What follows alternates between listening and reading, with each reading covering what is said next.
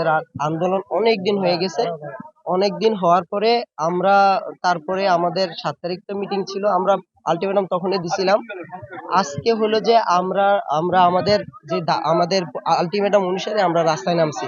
রাস্তায় নামার পরে এই যে আমরা যৌথ বাহিনী আছে সেখানে আমরা যেখানে সামনে আমাদের যে বোনেরা ছিল, আমাদের স্যাররা ছিল, তাদের উপর লাঠিচার্জ করে এবং ওরা ওরা আমাদের এমন কয়েকজনের মাথাও ফাটাই দিছে। এখানে এসে পুলিশ প্রশাসন এবং সেনাবাহিনীর যে ঊর্ধ্বতন কর্মকর্তারা আছে তারা একটা পর্যায়ে আমাদের যে বোন আছে এবং টিচার আছে এবং আমাদের সকলকে বেধড় লাঠিচার্জ করে এবং ইতিমধ্যে 20 জনকে শেরেবাংলা মেডিকেলে হসপিটালাইজ করা হয়েছে এবং 3 জনের মাথা ফেটে একদম রক্তাক্ত অবস্থা।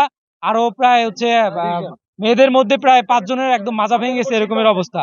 আর এই মুহূর্তে দেখতে পাচ্ছেন যে পুলিশ সেনাবাহিনী তারা এখনো আমাদের স্বাভাবিক যে আন্দোলন সেখানে তারা বাধা সৃষ্টি করছে। আমরা স্পষ্ট বলে দিয়েছি যে আমাদের যে দাবি সেই একটা দাবি না আদায় হওয়া পর্যন্ত আমরা রাজপথে আসি, থাকবো, ছাড়বো না। আমরা কোনো রাস্তা ব্লক করি না, আমরা কিচ্ছু করি নাই। আমরা জায়গায় জায়গায় প্রশাসনের কাছে দৌড়াইছি, আমরা যত জায়গায় দৌড়ানো সম্ভব আমরা দৌড়াইছি। এরপরে আজকে আমরা বাধ্য হয়ে রাস্তা ব্লক করছি এবং সেটা সম্পূর্ণ শান্তিপূর্ণভাবে অ্যাম্বুলেন্স যাইতে দেওয়া হয়েছে।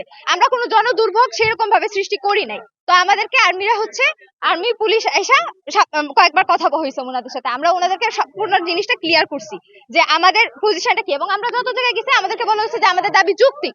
সব মশার বিরুদ্ধে সুরক্ষা দিতে এলো বসুন্ধরা এক্সট্রিম অ্যারোসল, মশার বিরুদ্ধে এক্সট্রিম সুরক্ষা। তাহলে যেহেতু দাবি যৌক্তিক সেহেতু কেন এটা মানা হবে না? তারা কোনো কিছু না বুঝে না শুনে আমাদের উপর লাঠিচার্জ করা শুরু করছে। 2 ঘন্টা রাস্তা অবরোধ করার পরেই তারা আমাদের উপর লাঠিচার্জ করা শুরু করছে এবং মারাত্মক ভাবে আহত মেয়েদেরকে কেন পুরুষ একজন মানুষ কেন তাদের উপর লাঠিচার্জ করবে? 5টা মেয়ের অবস্থা গুরুতর, তাদেরকে লাঠিচার্জ করা হয়েছে। একটা পুরুষ মানুষের কিভাবে এটা সাহস হয়? এটা কি বাংলাদেশ? এটা আমরা স্বাধীন করছি 2 মাস, প্রায় 2 মাস। গতই 20 মে থেকে আমরা আন্দোলন করছি। এর পরিপ্রেক্ষিতে 20 মে থেকে আমরা এই পর্যন্ত অফিসিয়াল ওয়ার্ক করছি।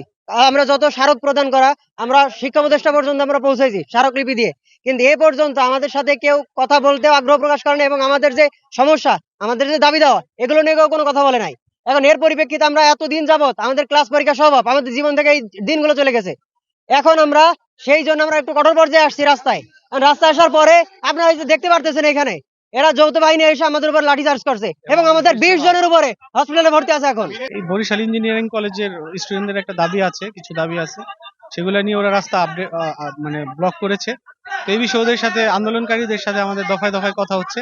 আমাদের পুলিশ আছে, আমাদের সেনাবাহিনী আছে, তো আমরা কথা বলে ওদের সাথে আলোচনার মাধ্যমে সমাধানের চেষ্টা করছি।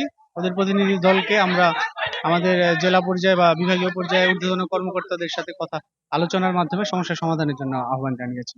এখন ওরা এই বিষয়ে সিদ্ধান্ত নিচ্ছে। আশা করি তাড়াতাড়ি এই একটা ফলপ্রসূ রেজাল্ট আসবে আমাদের কাছে।